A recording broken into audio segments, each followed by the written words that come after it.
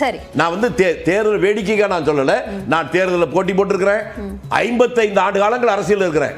தேர்தலை ஒவ்வொன்றையும் உன்னிப்பா கவனிச்சிருக்கிறேன். அதனால தான் நான் சொல்றேன், இவர்தான் பெரிய கட்சி, இதுதான் எப்பவும் இருக்கும் என்பதெல்லாம் எதுவும் கிடையாது. ஒன்றுமில்லாத சின்ன கட்சி ஜெயிக்கலாம், பெரிய கட்சி தோக்கலாம், பெரிய தலைவர் வீட்டுக்கு போகலாம், சாதாரண நாள் ஜெயிக்கலாம். இதுதான் ஜனநாயகத்தினுடைய பலம். அதற்கு இன்றைக்கு இருக்கிற நிலைமையும் மாற்றம் இல்லை. அதை அடிப்படையில் தான் சொல்றேன். இந்த தேர்தல், இந்த முன்னணி எல்லாம் இந்த நேரத்தில் வைத்துக் கொண்டு இதுதான் என்று கணக்கெடுக்க முடியாது. ஓகே, இப்ப இருக்கக்கூடிய நிலவரம் என்ன அப்படின்னா 288 தொகுதிகளில் 218 தொகுதிகளுக்கான முன்னிலை நிலவரம் வெளிவந்திருக்கு. அதுல என்டிஏ கூட்டணிக்கு 151 இடங்கள்ல முன்னிலை கிடைச்சிருக்கு. இந்தியா கூட்டணிக்கு 60 இடங்கள்ல முன்னிலை கிடைச்சிருக்கு. மற்றவர்களுக்கு 7 இடங்கள்ல முன்னிலை கிடைச்சிருக்கு. அது ரிபல்ஸாவும் இருக்கலாம், சுயேட்சைகளாகவும் இருக்கலாம். இந்த 7 என்ற எண்ணிக்கை மகாராஷ்டிராவை பொறுத்த வரைக்கும் முக்கியமான ஒரு எண்ணிக்கை. அடுத்ததாக ஜார்க்கண்ட் மாநிலத்தை எடுத்துக்கிட்டோம்னா 81 தொகுதிகளில் 60 தொகுதிகளுடைய முன்னிலை நிலவரம் கிடைச்சிருக்கு. அதுல இந்தியா கூட்டணிக்கு 33 தொகுதிகளில் முன்னிலை கிடைச்சிருக்கு. என்டிஏ கூட்டணிக்கு 25 தொகுதிகளில் முன்னிலை கிடைச்சிருக்கு. மற்றவர்களுக்கு 2 தொகுதிகளில் முன்னிலை கிடைச்சிருக்கு அப்படின்ற இந்த எண்ணிக்கையை நம்ம பார்க்கிறோம். அதே மாதிரி ஜார்க்கண்டை பொறுத்த வரைக்கும் இதுல ட்ரைபல் சீட்ஸ் என்ற அந்த ஒரு விஷயம் பேசப்பட்டது மாதிரியே இண்டஸ்ட்ரியல் சீட்ஸ் அப்படின்ற அந்த ஏரியாவில் இருக்கக்கூடிய இடங்களும் இருக்கு. அந்த மாதிரியான இடத்துல இது வரைக்கும் 8 இடங்களுக்கான முன்னிலை நிலவரம் கிடைச்சிருக்கு. அதுல என்டிஏ கூட்டணிக்கு 5 இடங்கள்ல முன்னிலை கிடைச்சிருக்கு. இந்தியா கூட்டணிக்கு 3 இடங்கள்ல முன்னிலை கிடைச்சிருக்கு. இப்போ இண்டஸ்ட்ரியல் ஏரியா என்பது பாஜகவிற்கு சாதகமாக இருக்கும் என்ற ஒரு கருத்தை நம்முடைய விருந்தினர்கள் சொன்னதை பார்த்தோம். இப்போ என்டிஏ கூட்டணிக்கு அப்படியான ஒரு சாதகமான, இப்போ ட்ரைபல் சீட்ஸ்ல என்டிஏ கூட்டணி பின்தங்கி இருக்கு. ஆனா இண்டஸ்ட்ரியல் ஏரியால அவர்கள் அதிகமான இடங்கள்ல முன்னிலை வைக்கிறாங்க. இப்போ இருக்கக்கூடிய இயர்லி ட்ரெண்ட்ஸின் அடிப்படையில் பார்க்கும்போது இது முந்தைய தேர்தலை விட ஒரு இடம் கூடுதலாக என்டிஏ கூட்டணிக்கு கிடைச்சிருக்கு அப்படின்றத பார்க்க முடியுது.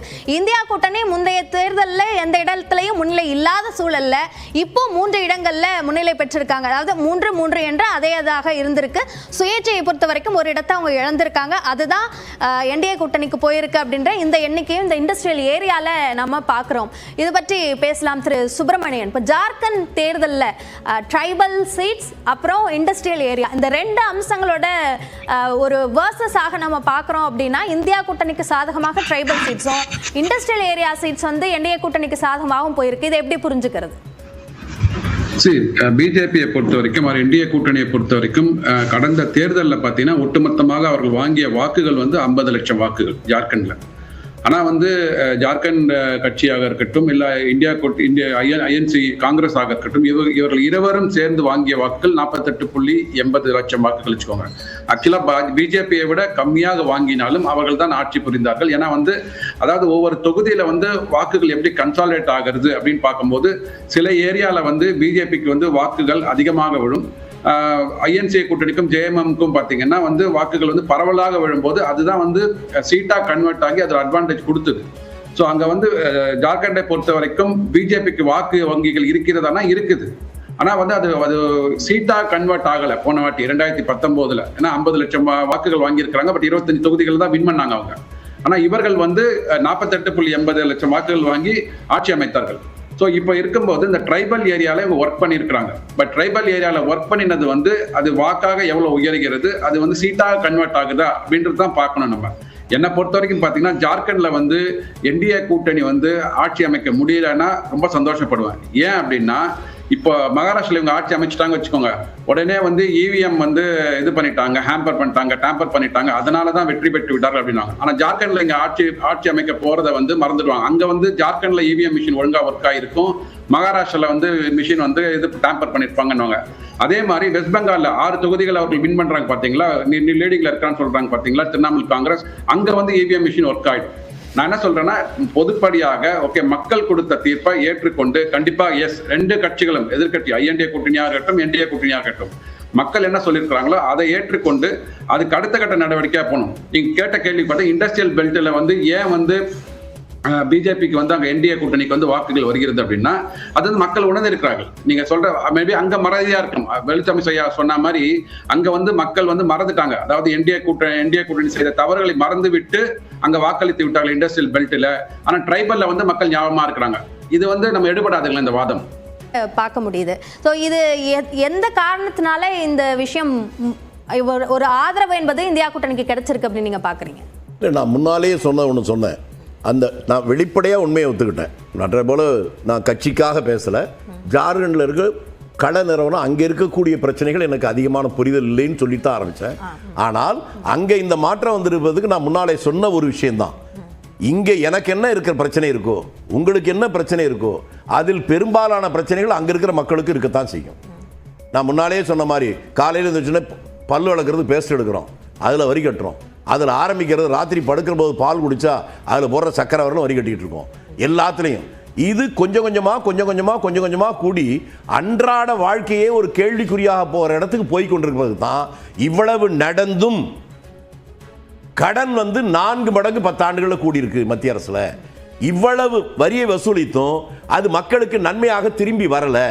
அரசாங்கத்தினுடைய பொதுத்துறைகளை ஒண்ணுமே இல்லாம தொடச்சு போட்டு இந்தியா சுதந்திரம் வழங்குற போது அதிலிருந்து கொஞ்சம் கொஞ்சமா உருவாக்கின பொதுத்துறைகள் ஒன்னொன்னா தனியாருக்கு போயிட்டு இருக்கு. ஹார்பர் கூட தனியாருக்கு போயிடுச்சு, விமானங்கள் தனியாருக்கு போயிருக்கு.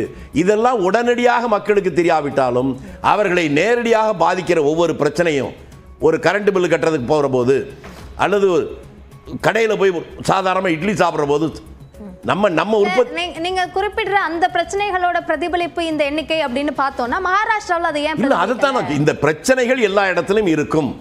அந்த பிரச்சனைகள் எந்த அளவுக்கு மக்கள்கிட்ட கோபத்தை எங்கெங்கெல்லாம் உருவாக்கி இருக்கோ அந்த கோபம் ஒன்று பண்ணும்.